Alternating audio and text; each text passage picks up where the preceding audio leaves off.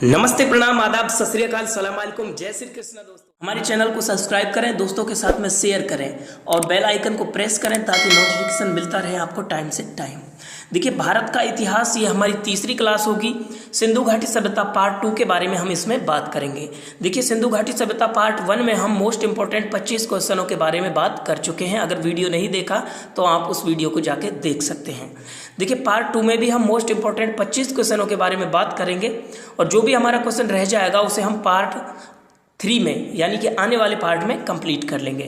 तो दोस्तों, आइए वीडियो स्टार्ट करते हैं। देखिए, हमारा पहला क्वेश्चन है, मोहनजोदड़ो की खोज किसने की। देखिए, सिंपल सा क्वेश्चन है कि मोहनजोदड़ो की खोज किसने की। तो इसमें राइट आंसर हमारा हो जाएगा ऑप्शन ए। देखिए, राखलदास बनर्जी। देखिए, राखलदास बनर्जी ने मोहनजोदड़ो की खोज की। और याद रखें आप कि ये खोज कब की थी इन्होंने, 1922 में। कब की थी, 1922 में। ठीक है। और देखिए, जो मोहनजोदड़ो है, मोहनजोदड़ो को हम क्या कहते हैं, मोहनजोदड़ो को कहते हैं हम मृतकों का टीला। क्या कहते हैं, मृतकों का टीला। ठीक है, इसका शाब्दिक अर्थ है। तो अगर आपसे इसका शाब्दिक अर्थ पूछा जाए कि मोहनजोदड़ो का शाब्दिक अर्थ क्या है, तो मृतकों का टीला। ठीक है, आगे चलते हैं। अगला हमारा क्वेश्चन है, चनहूदड़ो की खोज किसने की। देखिए, चनहूदड़ो की खोज किसने की, तो इसमें राइट आंसर हमारा हो जाएगा, क्या हो जाएगा, ऑप्शन बी, एन.जी. मजूमदार। देखिए, ऑप्शन बी इसमें राइट हो जाएगा, एन.जी. मजूमदार। अब देखिए, ये एन.जी. जो मजूमदार है, इसका पूरा नाम आपसे पूछ सकता है। तो इसका पूरा नाम जो था वो था नानी गोपाल मजूमदार। क्या था, नानी गोपाल मजूमदार। ठीक है, ये बात आप याद रखेंगे। तो चनहूदड़ो की खोज किसने की, एन.जी. मजूमदार ने। और आप ये बात भी याद रखें कि कब की थी ये खोज, ये खोज की थी 1930 ईस्वी में। कब की थी, 1930 ईस्वी में। ठीक है, आगे हम चलते हैं। अगला हमारा क्वेश्चन है, गेहूं एवं जौ के प्रथम अवशेष मिले हैं। देखिए, गेहूं और जौ के प्रथम अवशेष कहाँ से मिले हैं, तो इसमें राइट आंसर हमारा हो जाएगा ऑप्शन बी, हड़प्पा। देखिए, हड़प्पा से गेहूं एवं जौ के प्रथम अवशेष मिले हैं। ठीक है, याद रखेंगे। आगे हम चलते हैं। पीतल की इक्का गाड़ी के साक्ष्य मिले हैं। देखिए, पीतल की इक्का गाड़ी के साक्ष्य कहाँ से मिले हैं, तो इसमें राइट आंसर आपका हो जाएगा ऑप्शन सी, चनहूदड़ो। देखिए, चनहूदड़ो हो जाएगा। और चनहूदड़ो जो था ये एक औद्योगिक नगर था। क्या था, औद्योगिक नगर। ठीक है, आप याद रखें, ये एक औद्योगिक नगर था चनहूदड़ो। और यहाँ से पीतल की इक्का गाड़ी के साक्ष्य मिले हैं। ठीक है, आगे हम चलते हैं। अगला हमारा क्वेश्चन है, हड़प्पा की खोज किसने की। देखिए, हड़प्पा की खोज किसने की, ये हमसे पूछा है। तो इसमें राइट आंसर जो है वो हमारा हो जाएगा क्या, ऑप्शन सी, दयाराम साहनी। देखिए, दयाराम साहनी इसमें राइट आंसर हमारा हो जाएगा। ठीक है, तो देखिए, दयाराम साहनी ने जो इसकी खोज की थी, ये कब की थी, तो ये की थी 1921 ईस्वी में। कब की थी, 1921 ईस्वी में। ठीक है, देखिए, इसका पूरा नाम जो है दयाराम साहनी का, वो है राय बहादुर दयाराम साहनी। क्या है, राय बहादुर दयाराम साहनी। तो आप याद रखेंगे, हड़प्पा की खोज 1921 में दयाराम साहनी ने की थी। ठीक है, और देखिए, ये हड़प्पा जो है ये कहाँ है, पाकिस्तान में है। ठीक है, कहाँ है, पाकिस्तान में है। और ये पाकिस्तान में कहाँ है, ये है पंजाब प्रांत में। कहाँ है, पंजाब प्रांत में। अब देखिए, ये पाकिस्तान वाला पंजाब है, आप याद रखें, पंजाब प्रांत पाकिस्तान में हड़प्पा स्थित है। ठीक है, आगे हम चलते हैं। अगला हमारा क्वेश्चन है, माउंट हीलर ने हड़प्पा के पश्चिमी टीले को क्या नाम दिया। देखिए, जो हड़प्पा की खुदाई हुई वो हुई थी 1921 में। और देखिए, हड़प्पा जो है इसके दो भाग, इसकी जब खुदाई हुई तो इसके दो भाग थे। देखिए, एक था पश्चिमी भाग और एक था पूर्वी भाग। ठीक है, यानी कि इन्हें ऐसे बांटा गया था, एक पूर्वी टीला, एक पश्चिमी टीला। ये जो पश्चिमी टीला था इसे क्या कहा गया, दुर्ग टीला। क्या कहा गया, दुर्ग टीला। और ये पूर्वी टीला था, इसे कहा गया नगर टीला। इसे क्या कहा गया, नगर टीला। ठीक है, तो ये बात आप याद रखोगे। और इसको देखिए, ये जो पश्चिमी टीला है इसको क्या नाम दिया इसने, माउंट हिलर ने। तो माउंट हिलर ने इसको नाम दिया था ए बी। देखिए क्या नाम दिया था, ए बी दिया था, तो इसमें राइट आंसर हो जाएगा आपका ऑप्शन ए। ठीक है, ऑप्शन ए इसमें राइट आंसर हो जाएगा। तो आगे हम चलते हैं। अगला हमारा क्वेश्चन है नर्तकी की। देखिए नर्तकी की कांसे की मूर्ति प्राप्त हुई है। नर्तकी की कांसे की मूर्ति कहाँ से प्राप्त हुई है? तो देखिए इसमें आपका राइट आंसर हो जाएगा, वो हो जाएगा ऑप्शन ए, मोहनजोदड़ो। देखिए मोहनजोदड़ो से नर्तकी की कांसे की मूर्ति प्राप्त हुई है। ये क्या है, एक महिला है जो नृत्य करती हुई इसमें दिखाई गई है। ठीक है, क्या करती हुई दिखाई गई है, नृत्य करती हुई दिखाई गई है। ठीक है, तो आप ये बात याद रखोगे। और देखिए ये जो मोहनजोदड़ो है आपको पता है कि ये भी पाकिस्तान में स्थित है। कहाँ है, पाकिस्तान में स्थित है, आप याद रखोगे। आपको बता चुका हूँ कि मोहनजोदड़ो की जो खोज की थी वो भी आपको याद रखनी है। मोहनजोदड़ो की जो खोज की थी वो की थी किसने, राखलदास बनर्जी ने। ठीक है, किसने की थी, राखलदास बनर्जी, 1922। आगे हम चलते हैं। अगला हमारा क्वेश्चन है शाही की दवात के साक्ष्य मिले हैं। देखिए ये साथ नहीं है, ये क्या है, साक्ष्य है। ठीक है, तो आप याद रखें शाही की दवात के साक्ष्य मिले हैं, तो ये कहाँ से मिले हैं? तो इसमें राइट आंसर आपका हो जाएगा ऑप्शन सी, चनहुदड़ो। देखिए मैं पहले भी बता चुका हूँ आपको कि चनहुदड़ो क्या था, एक औद्योगिक नगर था। क्या था, एक औद्योगिक नगर था। तो इस चनहुदड़ो से शाही की दवात के साक्ष्य प्राप्त हुए हैं। ठीक है, आगे हम चलते हैं। अगला हमारा क्वेश्चन है मातृ देवी की मृण मूर्ति प्राप्त हुई है। देखिए मातृ देवी की मृण मूर्ति कहाँ से प्राप्त हुई है?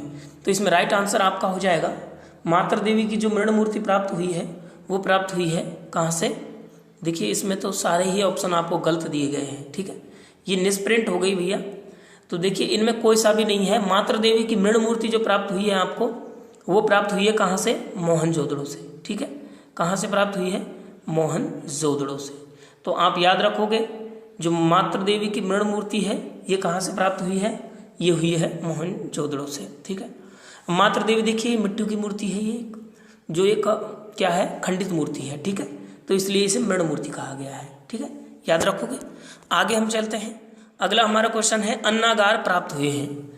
अब देखिए इसमें आपको एक बात याद रखनी है कि अन्नागार जो है वो दो जगह से प्राप्त हुए हैं। और वैसे भी जब से आदि मानव जो है स्थायी निवास करने लगा उसके बाद में वो क्या बन गया था, एक धान संग्रहक बन गया था, यानी कि वो अनाज को संग्रह करने लगा था।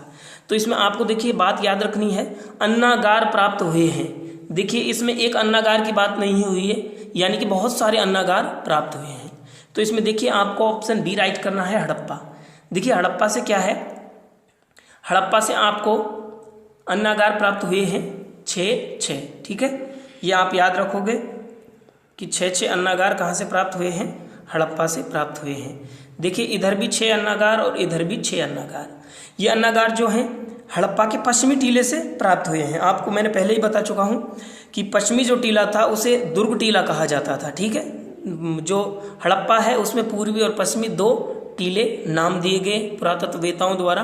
तो यहाँ से हमें 12 अन्नागार प्राप्त हुए हैं। 6 अन्नागार इधर हैं और 6 अन्नागार इधर हैं। तो आपको याद रखना है कि अन्नागार जो हैं वो प्राप्त हुए हैं हड़प्पा से। लेकिन देखिए आपसे अगर पूछेगा वो कि एक अन्नागार जो है, एक वृहद अन्नागार प्राप्त हुआ है, वो प्राप्त हुआ है मोहनजोदड़ो से। ठीक है, तो देखिए अगर आपसे पूछे कि अन्नागार प्राप्त हुआ है तो वो कहाँ से, मोहनजोदड़ो से एक वृहद अन्नागार प्राप्त हुआ है। ठीक है, वृहद अन्नागार मोहनजोदड़ो से प्राप्त हुआ है। लेकिन अन्नागार प्राप्त हुए हैं वो हड़प्पा से प्राप्त हुए हैं। कितने प्राप्त हुए हैं, 12। लेकिन ये छोटे छोटे अन्नागार हैं। ठीक है, याद रखोगे। आगे चलते हैं। अगला हमारा क्वेश्चन है 1926 में पहली बार हड़प्पा का उत्खनन किसने किया था? देखिए मैं आपको बता चुका हूँ पहले ही कि जो हड़प्पा है उसकी जो खोज की थी वो किसने की थी, दयाराम साहनी ने। ठीक है, लेकिन देखिए इसका उत्खनन दयाराम साहनी ने नहीं किया था। इसका उत्खनन जो है वो 2 बार हुआ है। ठीक है, कितनी बार हुआ है, 2 बार हुआ है। एक बार 1926 में हुआ और एक बार 1946 में हुआ। ठीक है, तो देखिए पहली बार 1926 में जो इसका उत्खनन किया गया था वो किया गया था माधव स्वरूप वत्स के द्वारा। ठीक है, पहली बार हड़प्पा का जो उत्खनन किया गया था वो किया गया था किसके द्वारा, वो किया गया था माधव स्वरूप वत्स के द्वारा। ठीक है, दूसरी बार जो इसका उत्खनन किया गया था वो किया गया था अर्नेस्ट मैके के द्वारा, और वो कब किया गया था? 1946 में। ठीक है, याद रखोगे। आगे हम चलते हैं। अगला हमारा क्वेश्चन है, देखिए 1946 में दूसरी बार हड़प्पा का जो उत्खनन हुआ था वो किसके द्वारा हुआ था? तो अभी मैं आपको बता चुका हूँ, ऑप्शन 20 में राइट हो जाएगा, अर्नेस्ट मैके के द्वारा। ठीक है, अर्नेस्ट मैके जो है, सॉरी मैं थोड़ा मिस्टेक कर दिया, देखिए मार्टिन हिलर आएगा इसमें। ठीक है, याद रखें, अर्नेस्ट मैके नहीं आएगा। देखिए अर्नेस्ट मैके जो हैं इन्होंने तो इसकी खोज नहीं, मतलब इसकी खुदाई नहीं की थी, इन्होंने की थी उत्खनन चनहूदड़ों का। देखिए इसने किसका किया था? चनहूदड़ों का किया था। तो आप ध्यान रखें, चनहूदड़ों का किया था। तो देखिए हड़प्पा की जो पहली बार जो उत्खनन किया था वो तो किया था किसने? माधव स्वरूप वत्स ने। ठीक है, किसने किया था? वो किया था माधव स्वरूप वत्स ने। और दूसरी बार जो उत्खनन किया था वो किया था मार्टिन हिलर ने। कब किया था? 1946 में। याद रखोगे, मार्टिन हिलर ने दूसरी बार। तो देखिए इसमें राइट आंसर हमारा हो जाएगा ऑप्शन सी, मार्टिन हिलर। ठीक है, आगे हम चलते हैं। अगला हमारा क्वेश्चन है, सिंधु सभ्यता के सभी नगर 2 भागों में विभाजित थे, एकमात्र नगर कौन सा है जो 3 भागों में विभाजित था? कितने भागों में? 3 भागों में। देखिए सिंधु घाटी सभ्यता का एकमात्र नगर है जो 3 भागों में विभाजित था, तो वो कौन सा नगर था जो 3 भागों में विभाजित था? ठीक है, ये आपको बताना है। तो देखिए इसमें राइट आंसर आपका हो जाएगा, क्या हो जाएगा? इसमें राइट आंसर आपका हो जाएगा भाई, वो हो जाएगा क्या? वो हो जाएगा धोलावीरा। देखिए धोलावीरा जो है वो कितने भागों में विभाजित था? वो था 3 भागों में विभाजित। सॉरी यार, ये नहीं है, धोलावीरा नहीं था वो 3 भागों में विभाजित। देखिए 3 भागों में जो विभाजित था वो था क्या?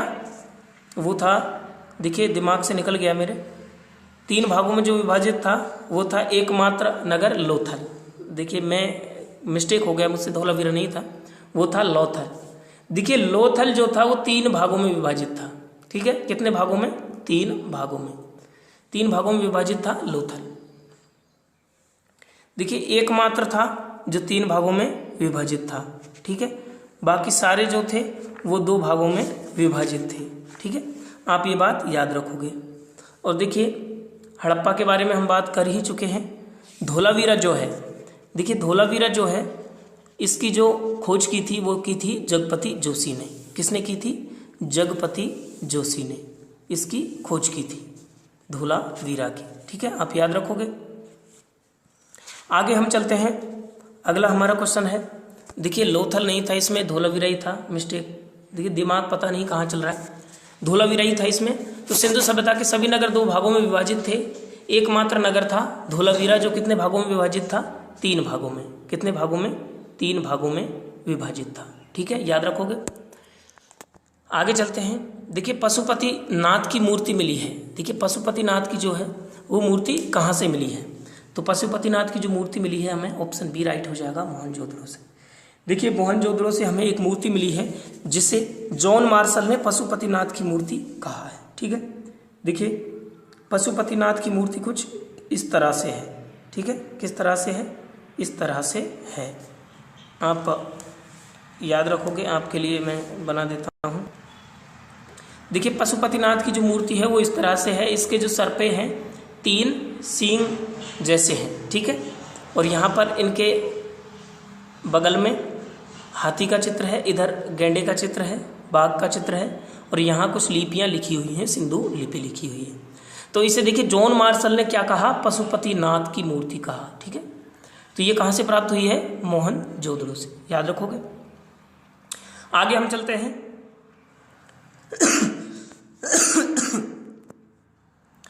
किसी भी प्रकार के दुर्ग के साक्ष्य किस नगर से नहीं मिले?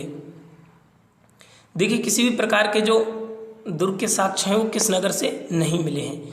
देखिए सभी नगरों से लगभग दुर्गों के साक्ष्य मिले हैं, लेकिन एकमात्र नगर है जिससे किसी भी प्रकार के दुर्गों के साक्ष्य नहीं मिले। तो वो कौन सा नगर हो जाएगा आपका? वो हो जाएगा कौन सा? चनहूदड़ो। देखिए चनहूदड़ो जो है यहाँ से कोई भी दुर्ग के साक्ष्य नहीं मिले हैं। ठीक है, तो ऑप्शन बी इसमें आपका राइट हो जाएगा। मैं पहले ही बता चुका हूँ कि चनहूदड़ो जो था वो क्या था? एक औद्योगिक नगर था। क्या था? एक औद्योगिक नगर। ठीक है, तो यहाँ से किसी भी प्रकार के दुर्ग के साक्ष्य नहीं मिले हैं। आगे हम चलते हैं। देखिए मंगोलियन पुजारी की प्रतिमा मिली है। मंगोलियन पुजारी की प्रतिमा कहाँ से मिली है? तो देखिए इसमें राइट आंसर हो जाएगा आपका, वो हो जाएगा ऑप्शन बी, मोहनजोदड़ो। देखिए मोहनजोदड़ो से एक प्रतिमा मिली है, और ये किसकी प्रतिमा है? ये पाषाण की प्रतिमा है। किसकी प्रतिमा है? पाषाण की, यानी कि पत्थर की प्रतिमा है। और ये प्रतिमा जो है ये दाढ़ी और मूंछ युक्त है। ठीक है, क्या है? दाढ़ी मूंछ युक्त एक पत्थर की प्रतिमा है। ठीक है, तो देखिए इसे मंगोलियन पुजारी की संज्ञा दी गई है। किसको किसको दी गई है? पाषाण कालीन, सॉरी, जो पाषाण की दाढ़ी मूंछ युक्त जो मूर्ति मिली है इसको। ठीक है, आगे हम चलते हैं। अगला हमारा क्वेश्चन है, देखिए सबसे बड़ा सार्वजनिक स्थल विशाल स्नानागार कहाँ से प्राप्त हुआ है? देखिए विशाल स्नानागार कहाँ से प्राप्त हुआ है? तो इसमें राइट हो जाएगा आपका ऑप्शन बी। देखिए मोहनजोदड़ो। मोहनजोदड़ो से जो है वो सार्वजनिक स्थल, सबसे बड़ा सार्वजनिक स्थल माना जाता है इसे, वो प्राप्त हुआ है विशाल स्नानागार। देखिए विशाल स्नानागार की अगर हम बात करें तो एक कुंड है ये, जैसे कि स्विमिंग पूल बोल सकते हैं हम इसको। ठीक है, तो देखिए इसकी चौड़ाई जो है वो 23 फीट है, और इसकी जो लंबाई है वो 39 फीट है। ठीक है, 39 फीट लंबाई है और चौड़ाई इसकी 23 फीट है। और देखिए इसकी जो गहराई है वो कितनी है? 8 फीट। कितनी है? 8 फीट। ठीक है, तो आप याद रखोगे सबसे बड़ा सार्वजनिक स्थल माना जाता है विशाल स्नानागार मोहनजोदड़ो का। ठीक है, अब देखिए कई बार इसमें एक प्रॉब्लम आ जाती है कि सार्वजनिक स्थल आपको देता है, तो देखिए सबसे बड़ी इमारत, यह सबसे बड़ा स्थल जो माना जाता है वो माना जाता है लोथल का गोदीवाड़ा। ठीक है, क्या माना जाता है? लोथल का गोदीवाड़ा। और ये जो गोदीवाड़ा है इसे ही हम डाक यार्ड कहते हैं। ठीक है, इसे हम डाक यार्ड कहते हैं। और देखिए ये जो डाक यार्ड था, यहाँ पर बड़े बड़े जो जहाज थे उनके द्वारा डाकों को लाया और ले जाया जाता था। एक बंदरगाह था एक तरीके से, ये लोथल में था। तो इसे भी सार्वजनिक स्थल माना जाता है, सबसे बड़ा सिंधु सभ्यता का इमारत या सार्वजनिक स्थल ही मानेंगे हम। तो सबसे बड़ा देखिए गोदीवाड़ा को माना जाता है, लेकिन चूंकि इसमें गोदीवाड़ा नहीं दिया गया है ऑप्शन में, तो हम किसको मानेंगे? किसे मानेंगे? किसे मानेंगे? तो हम मानेंगे स्नानागार को। देखिए जो अगर आपसे बात करें दूसरी सबसे बड़ी इमारत, देखिए सार्वजनिक की अगर आपसे बात करता है तो सबसे पहले गोदीवाड़ा, और उसके बाद में क्या? उसके बाद में आ जाएगा विशाल स्नानागार। लेकिन आपसे बात करें कि सबसे बड़ी जो इमारत है या जो स्थल है वो अन्नागार भी है। लोथल के गोदीवाड़ा के बाद में एक अन्नागार भी है, तो आप याद रखोगे। लेकिन अन्नागार जो है वो सार्वजनिक नहीं होता। ठीक है, तो आप याद रखें सार्वजनिक स्थल की जो सबसे बड़ी इमारत है वो है लोथल का गोदीवाड़ा, और उसके बाद में जो आता है वो आता है विशाल स्नानागार मोहनजोदड़ो। ठीक है, तो याद रखोगे। आगे हम चलते हैं। अगला हमारा क्वेश्चन है चन्हुदड़ो कहाँ स्थित है? देखिए चन्हुदड़ो कहाँ स्थित है, तो आपको याद रखना है, देखिए बड़े बड़े ये तीनों स्थल ही पाकिस्तान में है, मोहनजोदड़ो भी, हड़प्पा भी और चन्हुदड़ो भी। ठीक है, ये तीनों कहाँ हैं? पाकिस्तान में है। चूँकि देखिए इसमें पूछा गया है कौन से प्रांत में है, यानी कि कौन से स्टेट में है वो पूछा गया है इसमें। तो चन्हुदड़ो जो है वो कहाँ है? सिंध पाकिस्तान में। देखिए सिंध प्रांत पाकिस्तान में है चन्हुदड़ो। ठीक है, याद रखोगे। और सिंधु नदी के किनारे है, ये तो आपको पता ही है। देखिए सिंधु नदी के किनारे है। ठीक है, तो आगे हम चलते हैं। अगला हमारा क्वेश्चन है मोहनजोदड़ो कहाँ स्थित है? तो देखिए मोहनजोदड़ो कहाँ स्थित है? मोहनजोदड़ो भी कहाँ है? पाकिस्तान में स्थित है। ठीक है, कहाँ है?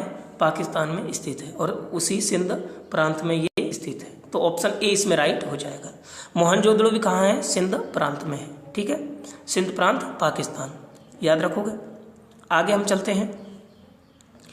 स्नानागार को तत्कालीन समय का आश्चर्यजनक निर्माण किसने कहा? देखिए स्नानागार जो था, जो हमें कहाँ से प्राप्त हुआ है? मोहनजोदड़ो से। उसे तात्कालिक समय का आश्चर्यजनक निर्माण किसने कहा? तो देखिए जॉन मार्शल ने कहा। जॉन मार्शल जो थे ये निर्देशक थे। क्या थे? निर्देशक थे भारतीय पुरातत्व एवं सर्वेक्षण विभाग के। ठीक है, उस टाइम पे जब ये जो हड़प्पा और मोहनजोदड़ो की खुदाई हुई थी उस टाइम पे, तो जॉन मार्शल ने कहा है इन्हें, विशाल स्नानागार को क्या कहा है? तत्कालीन समय का आश्चर्यजनक निर्माण कहा है।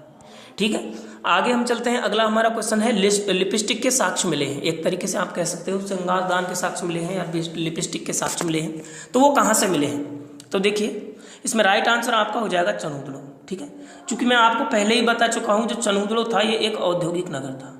और देखिए लिपस्टिक वगैरह जो ऐसी चीज़ें हैं तो वो एक उद्योग में आती हैं। तो देखिए जितनी भी वस्तुएं आपको लगे कि ये उद्योग संबंधित हैं तो वो चनहुदड़ो से संबंधित होंगी, ठीक है। और यहीं चनहुदड़ो में एक मन का बनाने का कारखाना था। क्या था? मन के बनाने का एक कारखाना था, ठीक है। तो ये एक औद्योगिक नगर था और लिपस्टिक के साक्ष्य कहाँ से मिले हैं? चनहुदड़ो से मिले हैं। आगे हम चलते हैं, मोहनजोदड़ो पाकिस्तान के किस जिले में है? देखिए मोहनजोदड़ो अब जिला विशेष पूछ लिया गया है। पहले हमसे पूछा था कि किस प्रांत में है, तो देखिए सिंध प्रांत में है, लेकिन किस जिले में है?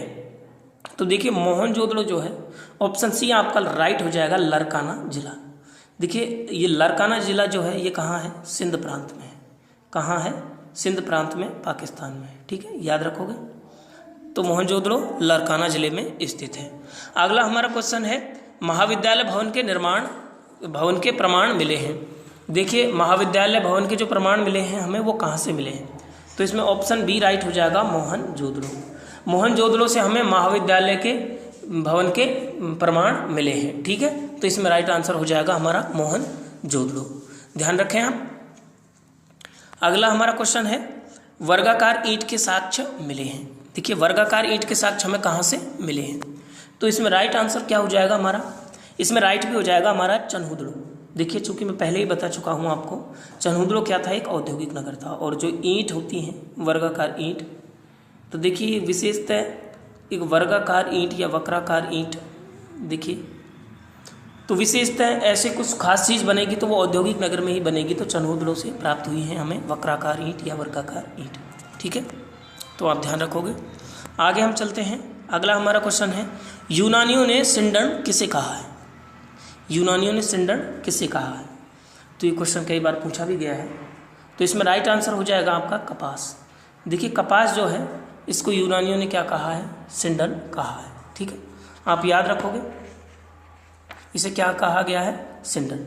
तो दोस्तों ये हमारे मोस्ट इंपॉर्टेंट 25 क्वेश्चन पूरे हुए, ठीक है।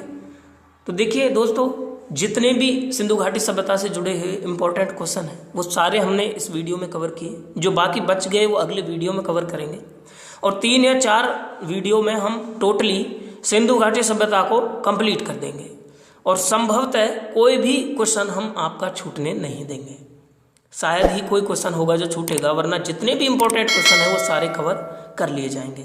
तो दोस्तों जुड़े रहिए हमारे चैनल से, देखते रहिए हमारे वीडियो, लाइक शेयर और सब्सक्राइब कीजिए। बेल आइकन को दबाना ना भूलें ताकि नोटिफिकेशन आपको टाइम से टाइम मिलता रहे।